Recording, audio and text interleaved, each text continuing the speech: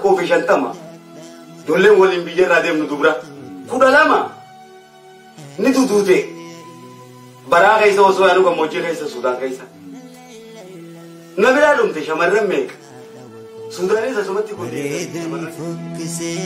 Fokisan barete kijimni tugome akmita ekate ya gofta dukana jijirtu ifani kenan tufatame khabajamu dabu ibidda damota bishantu debota ibidda damota bishantu debota ay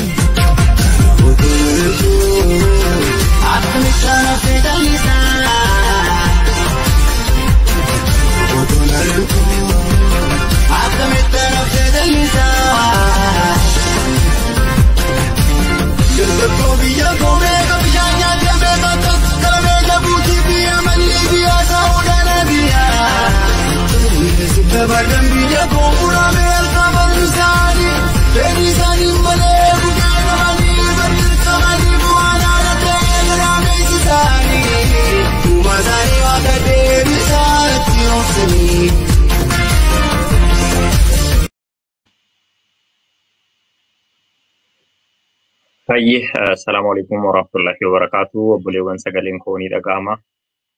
Yoo dhaga'ama ta'ee jedhe tokko tokko barreessaa.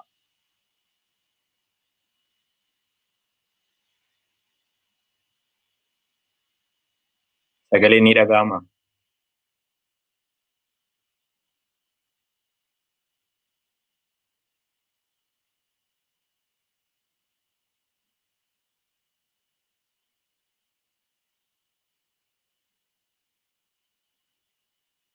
Baay'ee galatooma akka dhaga'amunaaf mirkaneessitanii jirtu.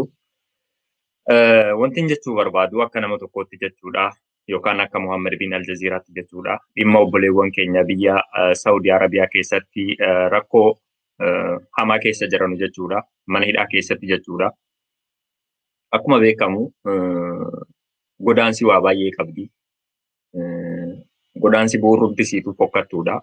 Ilmi namaa kan godaanu itti toleetii miti, gammadeetii miti yookaan jaalateetii miti jechuudha. Jireenyi biyya keessatti jiraatu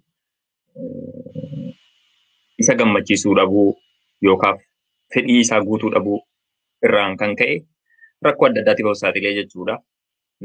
Keessattuu kanneen gama biyyoota Arabaatti obboleewwan keenya dhiiraa deemanu galaanarraan jechuudha. Lubbuu isaanii kana qabsiisanii jechuudha. Du'aaf jireenya keessaa tokko filatanii ka'aniiti. Kan rakkoo adda addaa gammoojjii adda addaa beela dheebuu waa hedduu keessa darbanii kan bakka sana dhaqan jechuudha. Erga dhaqanii ammoo rakkoon isaan mudatu tokko lamaa miti jechuudha. Akkuma beekamu biyyi kamtuu seera mataa isaa qaba. Biyyi Arabaa ammoo keessattuu biyyoonni seera shari'aatiin bulanu jechuudha.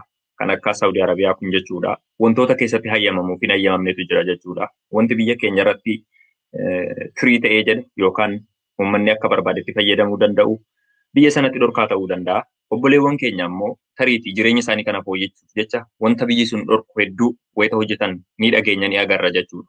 Fakkeenyaaf kanneen akka araqee jechuudha. Kanneen akka jimaa jechuudha. Kanneen akka immoo dhiiraaf dhalaan wal keessa galee jiraatu jechuudha. Wantoota baay'eetu jira jechuudha biyyoota Arabaarra. Hundi keenya iyyuu jireenya biyya kanaa keessa jiraanna waan ta'eedhaaf ni argina jechuudha. Obboleewwan keenya biyya kana keessa jiranuuf halluu maalidha kan jedhamu irratti wayita ilaallee jennu. Amma irratti komii kaasuu osoo hin taane obboleewwan keenya kun badii fedhan isaa dalagan. Badiin isaan dalagan sun akka seera biyya sanaatti isaanii hiisuu danda'a.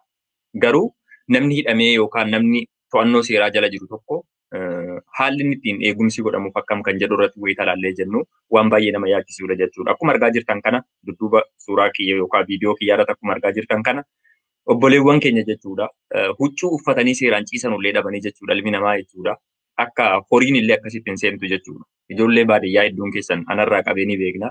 Horiidhaaf illee jechuudha bakka foonaa isiin raftu yookaan ciiftutti dhoqqeen isiin irratti dhoqqaatee jettu sun aramee fi jechuudha lafa gogaarra yoo ta'e malee hin ciiftu jechuudha. Namaa miti horiin jechuudha. Ilmi namaa ammoo sadarkaa kanatti leeviliin ilma namaa gadi bu'ee yeroo akkas xiqqaatee ka'ee akka sana keessa taa'ee jedhu namummaa nama tuffachiisa jechuudha. Namummaa keenyatti nu qaanfachiisa jechuudha. Kana jechuun maal ibsa? Mootummaa dhabuu keenyadha jechuudha gabaabumatti. Jecha biraan qabu jechuudha. Salphatti jechuudha. Obboleewwan keenya kun badii dalaganii jiru. Guutuun isaanii hojii wal fakkaataa hojjetanii miti. Tariitii namni tokko lama hojii fokkatoo hojjetee ka'ee seera biyya sanaatiin adabamuun rakkoo hin qabu. Seeraa ol namni jiraatu hin jiru waan ta'eedhaaf jechuudha. Kanarratti komii hin qabu. Garuu namni lakkoofsaan hangana baay'atu kun sadarkaa kanatti hidhamee ka'ee jechuudha. Sadarkaa kanatti tuffatamee ka'ee yeroo ol keessa kana nam'ee taa'u jechuudha. Hunduu lammiilee Itoophiyaati. Mootummaan biyya keenyaa akkuma argaa turre amma dura kadhaadhaaf yeroo ta'u, tollobaadhaaf yeroo dhaqu, miila isaanii jala gugguufee saantima guurrachuudhaaf yeroo dhaqu maqaa lammiilee kanaatiin jechuudha. Akkamitti akka isaanii wajjin walii galee fudhatee deemu hundi keenya iyyuu ni agarra. Garuu gaafa rakkoon isaan irra qaqqabee jedhu kana qaama abbaa kanaatti dhaqee dhaabbatee fi dubbatamuun hedduu baay'ee waan nama gaddisiisudha jechuudha. Nuti amma mootummaa irratti komii kaasuu qofa miti. Mootummaa irraa wanti komannu hin jiru. Maaliifi obboleewwan keenya biyya keessatti badii tokko malee hidhamanii roorroo gidiraa hedduu keessa jiranuuf illee furmaata dhabameeti kan amma yoonarratti teenyee iyyaa jiru jechuudha. Sa'a 24 toora adda addaatiin jechuudha. Haala nuuf mijate kamiin jechuudha. Garuu obboleewwan keenya biyya namaa keessatti rakkachaa jiran kanaaf jechuudha. Siyaasa irraa bilisa obboleewwan keenya kun siyaasaaf miti kan hidhaman. Tariitii seerri biyya sanaa waan dhorku dalaganii ta'a. Tariitii waraqaa hayyama biyya sana keessa jiraachuudhaaf isaaniif kennamu dhabuudha irraan kan ka'e ta'a. Tariitii badii dhuunfaatti qabaatanii nam tokko 2 3 4 hidhamuu danda'a. Namni hangana baay'atu ruumii xiqqoo yookaan kutoo xiqqoo keessa namni 200 ol yeroo hidhamee taa'u nama 200 miti namni 5 yeroo naannoo walii keessa galee jiraatee jedhu baay'ee rakkisaadha. Waa biraa dhiisaa mana fincaanii fayyadamuudhaaf iyyuu hagam akka biizii nama godhu hin beektu mana kireeffatanii warri galtan jechuudha biyyoota Arabaa keessatti hagam ulfaataa akka ta'ee jira jechuudha. Namni hangana baay'atu ammoo kutaa dhiphoo keessa nama 200 nama 300 wal keessa nam'ee yeroo taa'ee jedhu dhiibbaa fayyaa kan nyaataa kan dhugaatii dhiisaa sammuun ilma namaatu jechuudha garamitti akka deemu yaada. Kanaaf hundi keessan iyyuu waan fala ta'u tokko waan humni keessan danda'uun karaa humni keessan danda'uun qaama dhimmi ilaallatu kamittuu iyyaa hin xiqqeessinaa feesbuuka yookaan miidiyaa hawaasummaa kana kallattii isiniif danda'ame kamiinuu dubbadhaa irra rakkoo jiru kana ibsaa akka qaamni ilaallatu kun waan kanaaf qaqqabu jechuudha. Baay'ee waan nama yaachisudha dhugaa rabbii. nama ta'uutti nama qaanfachiisa jechuudha. Baay'ee onni nama cabsa. Huccuu hin qabdu ijoolleen kun waan uffattee raftu argaa jirtu. Sareedhaa gaditti akkana xiqqaattee ilmi namaa yeroo rafarra ciisu arguun waan baay'ee mataa nama cabsudha wallaahi.